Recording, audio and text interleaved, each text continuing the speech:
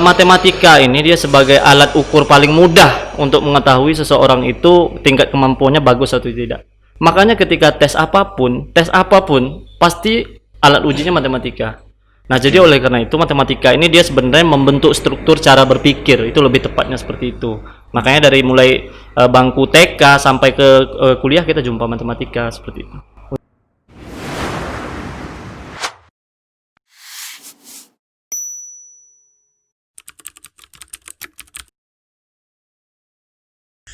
Assalamualaikum warahmatullahi wabarakatuh. Hai, bersama saya di sini. Welcome back to Podcast Corner. Ngobrol asing nggak perlu panik. Well, bagi teman-teman yang baru bergabung, silakan tekan tombol subscribe, nyalakan lonceng notifikasi, like dan share jika menurut Anda ini bermanfaat. Type your comment on the below if you have any question, suggestion and idea. Selamat menonton, enjoy. Guys, for your information ya, dimanapun Sobat Corner berada, hari ini kita lagi-lagi mengudara ya, tapi off air. Nah, hari ini kita kedatangan tamu, yaitu seorang guru ya, dan beliau juga anak muda yang progresif ya, yang beberapa punya usaha di bidang pendidikan. Selamat datang Bang Winaldi. Selamat datang. Selamat datang, apa kabar Bang? Alhamdulillah baik. Alhamdulillah, luar biasa. Nah, jadi beliau ini kita udah kontak sebetulnya dari kemarin kita mau ngobrol dengan beliau, cuma memang karena kesibukan beliau sehingga memang tertunda gitu. Ada kesibukan lain mungkin ya. Kesibukan lain. Bang, gimana kabarnya Bang? Sehat Bang? Sehat. Alhamdulillah sehat. Sekarang kesibukan apa nih selain ngajar? Oh ya, selain ngajar saya sekarang kebetulan memang lagi menyelesaikan studi S2 dan insya Allah dalam waktu dekat bisa selesai. Kemudian juga menulis artikel ya untuk kenaikan pangkat. Juga kemudian saya juga ada diminta mengisi di workshop di beberapa sekolah. Kemudian selain itu juga mengelola lembaga pendidikan. Oke, nah banyak guys, banyak. Nah sekarang kita sibuk ya. Nah kita lihat satu persatu. Bang, abang ASN? ASN, betul. ASN di mana? Di SMK Negeri 3 Bengkalis. SMK Negeri 3 Bengkalis di mana tuh Bang? Di Jalan Masjid Kelapati. Oh, Kelapati dulu tuh namanya SMEA ya? Bukan, dulu namanya SMK Awang Mahmuda. Nah sekarang sudah negeri, jadi berubah nama menjadi SMK Negeri 3 Bengkalis. Oke. Nah jadi ini Bang, ada yang mungkin dulu orang mungkin satu dekade yang lalu gitu ya, orang ngomong SMK itu adalah apa ya? Punya stereotip atau konotasi buruk gitu. Betul, ya. Betul. Apa Bang yang membedakan SMK zaman dulu dengan SMK zaman sekarang? Artinya apa sih yang menjadi perbedaan sehingga orang dan memang hari ini SMK juga kualitasnya bagus gitu. Iya, betul, itu gimana tuh Bang? Jadi gini, SMK sekarang itu memang beda dengan dulu ya. Kalau sekarang pandangan orang sudah setara antara SMA dan SMK. Malah sekarang informasi terbaru untuk pembukaan sekolah itu SMA kita udah di Indonesia katanya udah nggak dibuka lagi. Tapi difokuskan ke SMK. Karena SMK ini menghasilkan generasi yang betul-betul siap kerja seperti itu. Okay. Jadi perusahaan-perusahaan di Jakarta pun atau di tempat lain banyak yang menggunakan jasa tenaga siswa yang tamat SMK gitu. Jadi lebih lebih apa ya, lebih terbekali dengan ini nih Bang. Betul. Dengan apa Bang jurusan yang ada di SMK yang Abang sebagai ini apa yang kalau di SMK 3 kita punya 3 jurusan ya. Yang pertama itu TKJ, Teknik Komputer dan Jaringan. Yang kedua kita punya DPIB, Desain, Pemodelan dan Informasi Bangunan, dan yang ketiga kita punya TBSM, Teknik dan Bisnis Sepeda Motor.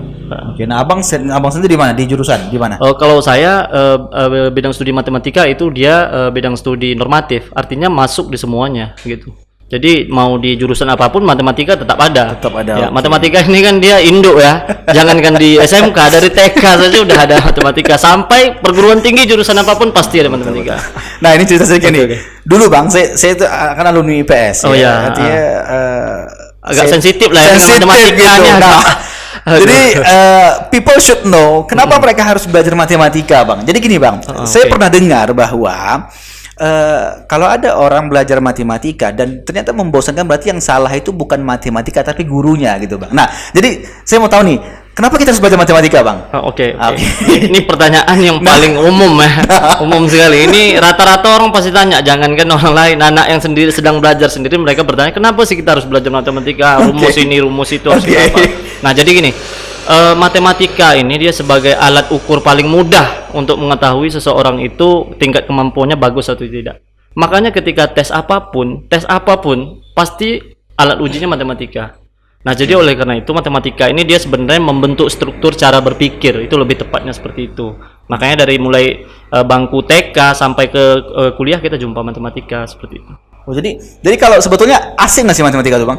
Kalau orang yang betul-betul menjalaninya, menikmati, itu pasti asik. Anak-anak yang betul-betul belajar matematika, mereka pasti akan mengatakan, oh waktu kok cepat habis ya, seperti itu. Tapi bagi yang tidak serius belajar, pasti waktunya terasa lama. Pasti seperti itu gitu. Karena memang apa ya, mungkin hampir semua orang apa ya bercakap bahwa matematika itu susah. Matematika dia begini, kalau sesuatu itu tergantung mindset awal. Ketika orang berkata matematika susah, maka ketika dia mulai mengerjakan itu akan terbawa-bawa menjadi susah. Tapi kalau faktanya tidak sedikit juga orang yang menikmati matematika itu gitu. Karena memang dasar awalnya memang matematika ya. Iya, matematika. Orang mau ke fisika, orang mau kimia awalnya kan betul, matematika juga. Matematika. Gitu, kan? Mau masuk fisika, kimia harus basicnya matematika dulu, hitung-hitungannya dulu diperbaiki baru bisa ke sana. Jadi Bang, apa ya? Sekarang kan lagi lanjut master nih, magister insyaallah, nih. sedang menyelesaikan ya. Apa Bang yang dipelajari orang dengan matematika? Apa sih yang dipelajari? Menurut saya kan dari dulu sampai sekarang itu paling apa ya? Aljabar, apalagi mungkin eliminasi gitu ya. Tapi saya beberapa kali ketemu dengan orang-orang ya teman-teman yang memang basic matematika gitu. Jadi apa sih sebetulnya yang dipelajari sampai ke tahapan profesor gitu loh. Iya betul. Dia begini, matematika nih ilmunya kan ilmu pasti ya, statis. Jadi dari dulu sampai sekarang itu matematika nggak berubah. Beda kalau dengan ilmu sosial.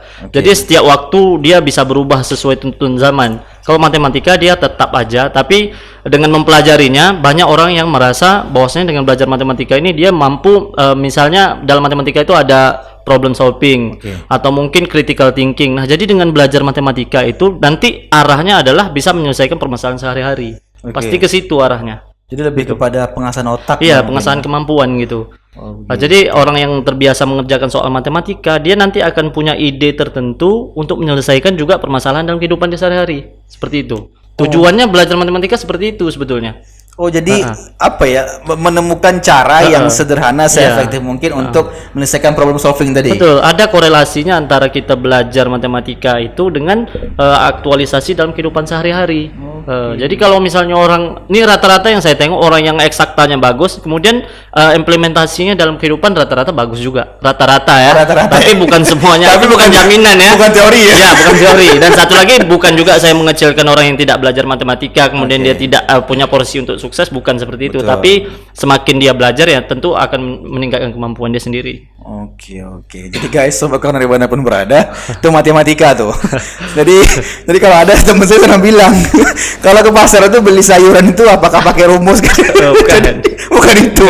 Jadi banyak memang pertanyaan anak-anak. Anak-anak yang sedang belajar, misalnya kita belajar tentang nilai mutlak ya kalau dalam matematika. Nah, nilai mutlak ini sebetulnya implementasi dalam kehidupannya kecil. Trigonometri itu juga misalnya trigonometri kita ambil lah identitas trigonometri ya, mungkin kalau Bang Ade masih ingat dulu ya. Tapi saya yakin pasti lupa nih karena bukan orang basicnya. Nah, jadi memang kalau kita lihat secara langsung itu efek ke dalam kehidupan sehari-hari itu tidak ada. Memang tidak ada. Tapi kalau orang yang mendalaminya dengan tekun sampai ke level yang paling kecil, mungkin barang-barang yang diciptakan sekarang ini banyak hubungannya dengan matematika. Ya, saya setuju itu, Bang. Tapi kalau melihat langsung itu belum nampak. Karena memang IT itu kan basicnya matematika juga gitu. Contohnya kita angka basic aja itu kan angka 0101 udah pasti matematika. Iya, gitu betul. Jadi kata orang pernah saya dengar, bro dimanapun berada, hidup ini cuma dua ini.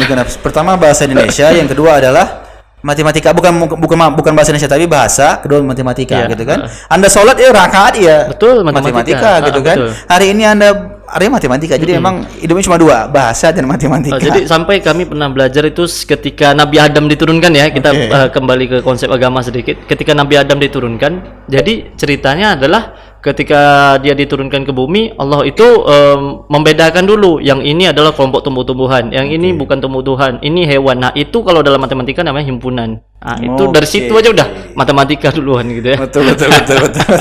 Kalau kita pengen kaji lebih jauh lah seperti itu. Betul. Dan memang apa ya, sebagai mungkin teman-teman yang muslim ya, dan teman-teman non muslim juga mengakui bahwa aljabar itu kan juga kan dulu kan dari teman-teman muslim itu. Tapi yang non muslim juga banyak juga penemuan di matematika begitu, Galileo Galilei gitu kan. Nah, itu. Jadi Bang, selain matematika sekarang apa ya? Kita balik lagi, Abang juga sekarang sibuk di punya owner di rumah sains. Kalau dulu kita namanya sign operation, kalau sekarang kita ke rumah sains, kita berubah sedikit. Karena sign operation ini sudah 10 tahun, hampir 10 tahun kita tekuni. Nah, kemudian kita alhamdulillah udah pindah ke gedung sendiri, jadi kita agak inovasi baru lah. Seperti itu aja, penyegaran lebih tepatnya seperti itu. 10 tahun berarti dimulai tahun 2010. 2011 lebih tepatnya, hampir 10 tahun karena nanti awal 2021 itu pas 10 tahun. Oke, 10 tahun. Udah berapa ini Bang staf pengajarnya? Oh, kita kalau staf pengajarnya banyak. Oh, dia gonta-ganti kan. Kadang-kadang ada yang tetap, ada yang keluar itu. Banyak, ada yang mungkin menikah, mungkin pindah keluar. Oke. Kalau pengajarnya dulu bisa sampai 20-an orang gitu. Jadi gini, kalau di bimbel ini dia kan tidak sama dengan sekolah ya. Kalau sekolah itu studennya dia pasti anaknya itu. Kalau di bimbel mereka keluar masuk berganti-ganti. Iya. Tapi Bang, selama selama aktif di Sign Operation apa sih yang menjadi tantangan atau apa sih yang menjadi permasalahan selama Abang mengendalikan, artinya ya berkecimpung ya, mengelola di Sign Operation, karena memang sekarang itu kan orang bisnis bimbel itu kan udah mulai banyak gitu banyak. Kan itu gimana tuh saingannya, gimana atau ada nggak tip-tip tersendiri sehingga sampai 10 tahun itu lama loh Bang? Lama betul, cukup lama tuh. Kalau untuk istilahnya kita di lokal lah ya, lokal pulau itu sudah cukup bertahan lama gitu. Nah, jadi gini, kalau dulu kalau bimbel ini kan sebenarnya kan prosesnya jasa. Ketika kita mengelola jasa, itu tantangan kita adalah kualitas. Tidak akan berleset dari situ. Ketika kita mampu menjaga kualitas dengan baik, insya Allah yang kita jalankan akan tetap berjalan. Nah, ketika kita lepas kendali, kontrol kita lepas terhadap kualitas, maka itu sendiri yang akan membuat bisnis kita turun gitu. Nah, tapi selain itu saya lihat sekarang memang sudah berkembang banyak tentang aplikasi ya. Jadi anak-anak sekarang punya banyak alternatif pilihan. Mereka bisa belajar lewat aplikasi, bisa belajar lewat ruang guru dan lain sebagainya macamnya. Itu juga termasuk jadi kompetitor sebenarnya gitu. Tapi terlepas dari itu, niat kita adalah untuk membantu orang tua supaya mudah anak-anak mereka bisa belajar, supaya mudah untuk dapat ilmu tambahan. Itu dulu yang kita dudukkan. Berarti Sign Operation ini masih sifatnya manual. Manual, kita masih istilahnya konvensional lah ya. Tatap muka, kemudian belajar. Kita arahnya sebenarnya aja membantu peserta didik. Jadi beda dengan sekolah. Kalau sekolah itu kan memang penjelasan materi. Kalau di bimbel kita bantu apa permasalahan dia, itu dulu. Nah, jadi harapan saya dengan kita ini insya Allah Agustus kita mau mulai ya. Apa nih? Sains, rumah sains.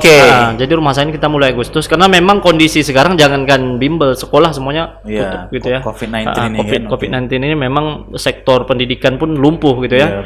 Nah, jadi mulai Agustus ini rencananya insya Allah kita akan mulai lagi, tetap membantu anak-anak lah. Karena memang banyak ini kita dapat informasi orang tua kewalahan nih. Kewalahan sekali. Ya, jadi ini ya ada terobosan terbaru dari Sign Operation kira-kira Bang? Kalau dari rumah sains kita ya fokus yang untuk awalnya kita fokus ke SD dulu. Karena yang banyak masalah saya dapat informasi di masyarakat itu SD. Orang tua sekarang dari Covid ini sebenarnya kita banyak belajar ya Bang Ade ya. Banyak belajar artinya begini. Siswa mereka banyak belajar, banyak paham bahwasanya pendidikan itu penting. Orang tua juga banyak belajar. Kenapa? Bahwa mendidik anak itu tidak mudah. Selama anak dia di rumah, dia akan kewalahan. Sekarang banyak kewalahan anak yang tak sekolah. Jadi selama ini yang ngantar sampai pagar, kemudian terima anaknya jadi pandai seperti itu kan. Nah, sekarang merasakan bagaimana susahnya mendidik anak. Nah, kami juga guru juga belajar memahami bahwasanya butuh teknologi dalam pembelajaran, tidak bisa secara konvensional terus-menerus gitu. Oke. Jadi dan ini sudah mulai tersonding kan Bang dengan apa? Atau saya dengar bahwa Abang sekarang bikin ini ya, bikin aplikasi Ya, juga aplikasi, nih. Nah, ya. itu apakah pengembangan dari Sense Operation atau memang ada project lain nih terkait dengan ini? Kalau aplikasi ini kebetulan saya sekarang lagi mengembangkan aplikasi sumber belajar ya, lebih tepatnya aplikasi sumber belajar berbasis Android. Nah, ini sebenarnya proyek kampus. Saya kemudian ditawarkan oleh dosen saya, beliau doktor di bidang teknologi ini yang lulus dari Amerika ya, memang bagus. Dan satu lagi juga namanya ibu Dr. Randa Yanita Roza PhD.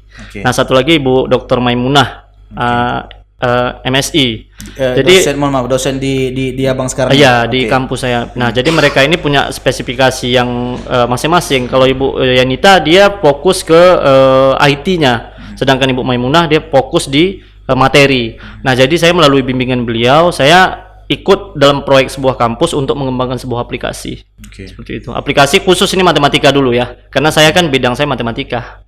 Oh, dan itu nanti launchingnya by Android. By Android. Gini, jadi target ini kan target pasar dulu ya. Kita mungkin bicara untuk masalah komersil belum bisa kita pastikan.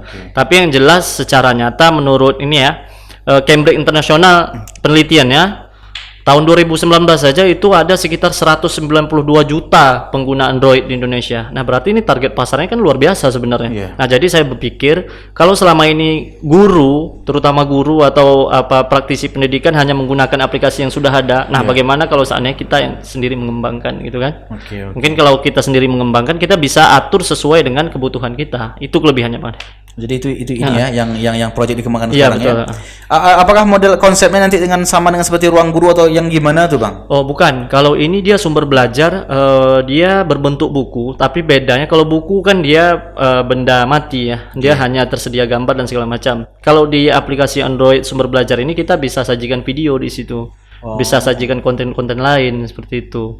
Nah, jadi mungkin agak lebih hidup seperti itu. Nah, jadi nanti khusus untuk guru matematika bisa pakai ini. Kita insya Allah nanti kalau sudah selesai divalidasi, kemudian sudah kita bawa ke FGD ya, forum grup diskusi sesama guru matematika, MGMP namanya, Musyawarah Guru Mata Pelajaran.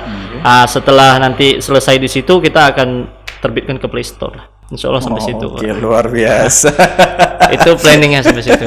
Berarti itu memang asli ini ya. Berarti yang dari kolaborasi dengan dosen-dosen yang ada di Negeri.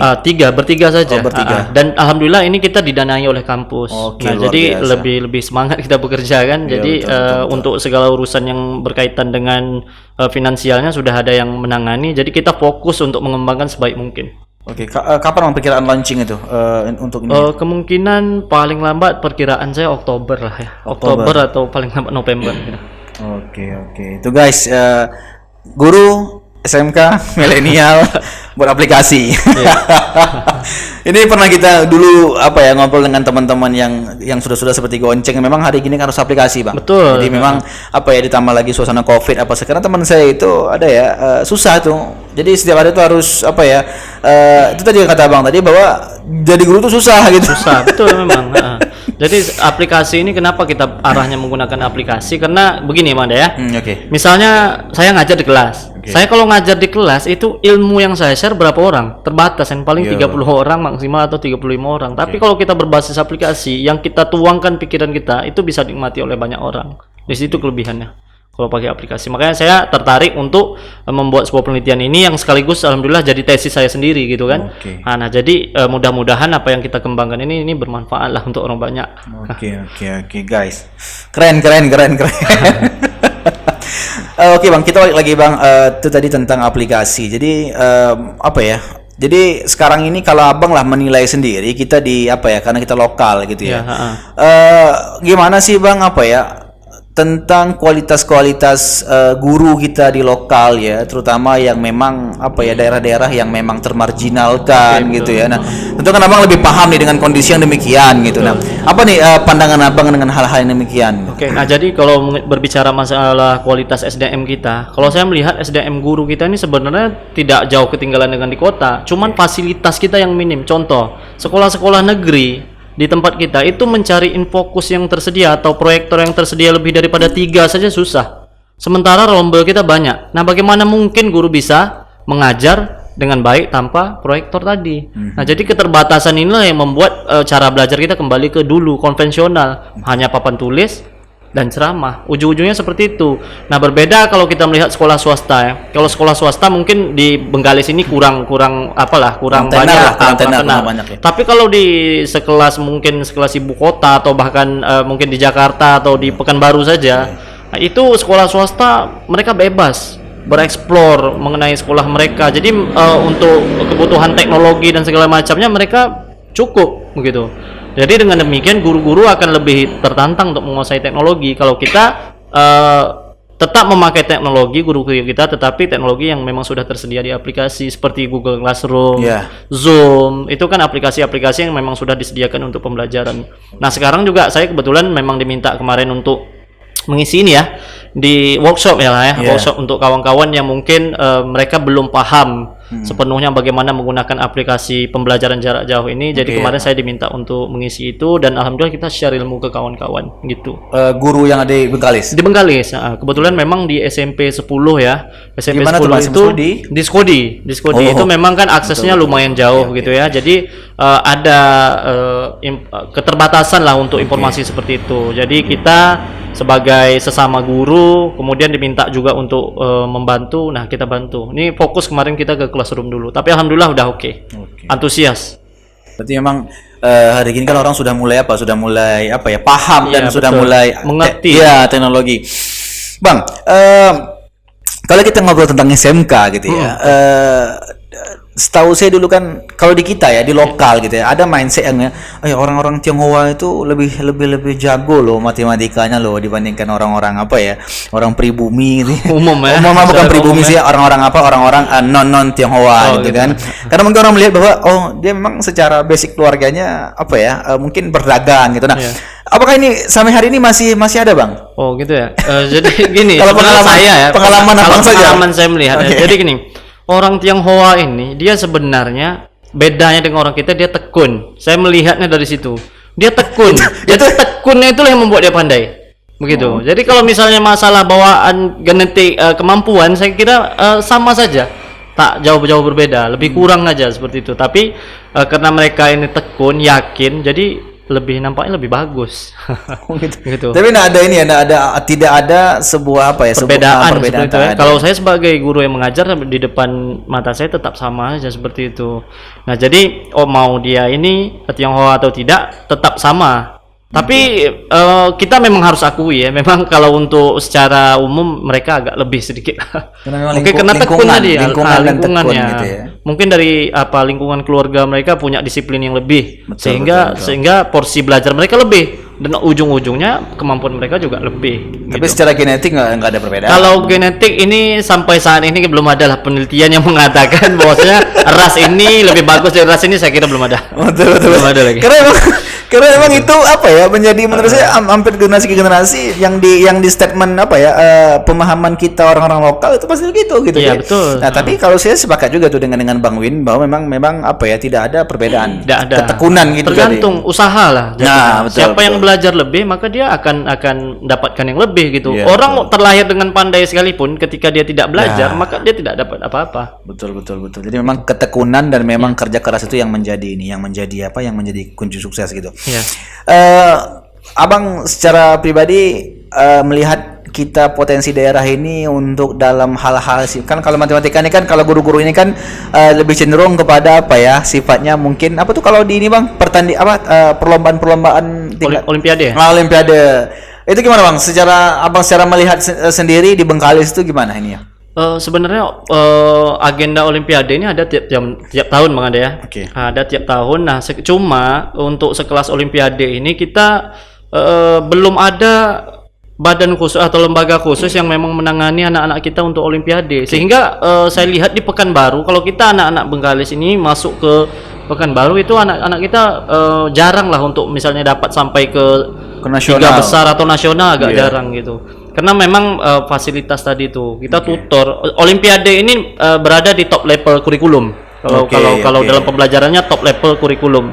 Nah, jadi mereka bukan hanya sekedar materi biasa, tapi butuh merangkaikan beberapa materi untuk menyelesaikan satu soal gitu. Nah, itu yang belum dibina secara khusus. Saya dulu tahun 2012 kalau nggak salah, saya pernah selama lebih kurang 40 hari memang diminta untuk dilatih lah untuk khusus menyelesaikan soal olimpiade. Nanti setelah itu baru membimbing. Tepatnya waktu itu saya masih mengajar di SMA 1 Siak Kecil, dan alhamdulillah waktu itu anak kita di SMA 1 Siak Kecil, saya ingat namanya Tommy itu ya, dia masuk ke 7 besar seprovinsi Riau waktu itu. Oke. Dan alhamdulillah sekarang kalau nggak salah sudah selesai dia di kedokteran, jadi mahasiswa undangan.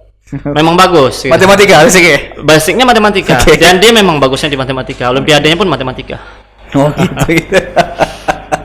Oh, jadi sobat Corner dimanapun berada memang apa ya, tadi memang matematika itu memang apa ya, hari ini memang spesialis kita ngomong matematika sih. Matematika. Karena memang matematika itu orang bilang, kalau guyonan orang matematika gitu ya, mati gitu ya, susahnya gitu. Dia mindset awalnya yang membuat kadang-kadang kan orang kan sebelum mempelajari dia udah dalam alam bawah sadar dia sudah mengatakan bahwa matematika itu susah, sehingga ketika dia memulai itu menjadi susah, betul-betul susah gitu. Oke. Kalau ini Bang, Abang sendiri kalau apa ya sekarang itu kalau saya melihat guru yang apa ya, yang tingkat lokal ya, yang lanjut apa ya, untuk menghasilkan sebuah produksi itu kan apa ya, sebuah produk gitu ya, mengembangkan produk lah, mengembangkan produk gitu kan, itu kan jarang-jarang gitu. Jarang, betul. Kalau Abang melihat sendiri itu kira-kira gimana? Apakah ke depan Bengkalis ini untuk SDM-nya terutama guru ya? Iya. Gimana Bang? Atau memang adakah perhatian dari Pemda setempat, atau memang kita harus digenjot lagi atau bagaimana? Oh, jadi gini, kalau khusus kita sebenarnya guru ini yang saya lihat agak kurang kita nih menulis ya. Sebenarnya kita kalau pengen bagus kita harus menulis karya tulis ilmiah. Makanya sekarang sistem untuk ASN naik pangkat itu harus membuat tulisan, minimal dia menulis makalah atau karya tulis ilmiah lain. Nah, jadi kita memang dipaksa untuk menulis, tapi kalau untuk sampai tahap ke pengembangan ini mungkin belum ya. Ini udah sebenarnya udah agak jauh ya gitu. Karena pengembangan ini bukan hanya sekedar melibatkan kemampuan individu, tapi juga melibatkan tim IT. Tapi kalau untuk sekedar mengembangkan mungkin perangkat pembelajaran itu sudah ada. Tapi kan untuk zaman sekarang nih kalau hanya mengembangkan perangkat itu hal biasa. Jadi sekarang yang booming itu yang aplikasi, yang seperti itu sekarang, yang aplikasi. Karena dunia digital itu tidak bisa dielak gitu, gelombang-gelombang begitu. E-commerce lah dunia. Iya, betul. Kan? Kalau untuk ini Bang, untuk pemerintah sendiri apa nih Bang harapan, atau memang apa ini problem di pemerintah sendiri gitu? Kalau Pemda kita ya, Pemda lah lokal gitu. Karena kita kalau Bengkalis ini kita bersyukur ya, untuk Kabupaten Bengkalis kita ini porsi untuk di pendidikan itu besar. Kalau tidak salah saya hampir sekitar 20% dari APBD kita itu memang ditumpahkan untuk pendidikan. Nah, jadi sudah banyak sebenarnya langkah-langkah pemerintah ini, seperti mengirimkan guru pelatihan segala macamnya untuk kurikulum 2013. Nah, ini sudah banyak diadakan. Cuman kalau pengembangan individu sendiri itu kan kembali ke individu. Tapi kalau pemerintah langkah yang dilakukan pemerintah itu sudah banyak sebenarnya. Sudah banyak. Tinggal para guru-guru saja ya, aktualisasi diri aja lagi. Sejauh mana mampu mengaktualisasi diri, mengembangkan dirinya, itu yang kembali ke diri masing-masing. Karena banyak orang yang setelah ikut pelatihan pulang ilmunya tinggal. Banyak seperti itu gitu. Jadi ikut sebatas ikut saja, kemudian dia tidak aplikasikan. Banyak yang seperti itu kawan-kawan. Nah, mudah-mudahan nanti dengan adanya pengembangan yang tak seberapa lah yang saya buat nih, memotivasi kawan-kawan lain, nanti mudah-mudahan ada produk-produk baru di pendidikan gitu yang bisa support pendidikan kita supaya lebih maju. Oke, luar biasa. Ini Bang, apa namanya? Mungkin Abang apa ya, terkait dengan sense operationnya, mungkin dengan guru-gurunya di SMK 3 mungkin bisa disapa dulu mungkin ini. Oke, kawan-kawan Rumah Sains atau SMK Negeri 3 Bengkalis, mudah-mudahan kita saling bekerja sama, saling berkoordinasi dengan tujuan untuk membangun era generasi kita supaya lebih baik lagi, supaya lebih bagus, dan kualitas kita sebagai guru juga lebih baik, seperti itu. Nah, saya juga ingin berterima kasih kepada Bapak Kusno SPD ya, selaku Kepala Sekolah saya ingin sampaikan terima kasih kepada Bapak Kusno SPD karena beliau ini orangnya sangat literasi teknologinya bagus gitu. Jadi sesuatu yang baru mengenai teknologi dia selalu share. Dan untuk sampai saat ini saya bisa kuliah melanjutkan pendidikan ini karena izin beliau begitu. apalagi- Jadi guru ASN itu tidak bisa kuliah tanpa izin kepala sekolah. Nah, jadi saya sangat berterima kasih sekali gitu. Jadi sampai ke tahap saya membuat aplikasi ini mungkin karena saya diizinkan kuliah. Kalau tidak saya mungkin ya masih sekadar mengajar seperti itulah. Oke. Kami dari Podcast Corner juga luar biasa nih ini. Narasumber kita hari ini luar biasa memang, guru di SMK 3 Negeri SMK Negeri 3 SMK Bengkalis. Negeri 3 Bengkalis. Guys, dimanapun berada, sobat Corner dimanapun berada, saya rasa mungkin banyak sebetulnya yang kita mau bicarakan lagi. Cuma memang apa ya? Nanti kita bikin lagi banyak part yang lain Bang ya. Boleh, insya Allah. Setelah launching nanti kita Boleh. Oke. Oke. Dan Podcast Corner nanti kalau memang mau digandeng juga nggak masalah tuh. untuk sosialisasi gitu kan. Nah, nanti kita kita kolaborasikan. Boleh. Karena memang kita kita juga untuk bertujuan memberikan edukasi kepada masyarakat ya, dan ini menghadirkan Bang Winaldi di sini, guru milenial ya. Itu juga adalah bagian dari kontribusi kami untuk Pendidikan ya, untuk pendidikan dan untuk pendidikan. untuk Indonesia gitu. Oke guys, sobat Corner dimanapun berada, ada lagi Bang yang mau disampaikan ke teman-teman atau apa? Cukup lah. Oh itu dulu. cukup, oke. Udah. Oke, sobat Corner berada, terima kasih atas perhatiannya, atensinya. Sekali lagi Anda luar biasa. Ikuti terus Podcast Corner ya, jangan lupa subscribe, like dan share ya, karena kami akan selalu menginformasikan, memberikan ngobrol-ngobrol yang memang berfaedah gitu ya, kata orang. Bermanfaat. Oke, sampai jumpa di lain episode. Saya dan kru Podcast Corner mohon undur diri. Hasta la pista, baby. Oke, thank you. Abang terima kasih. Hah?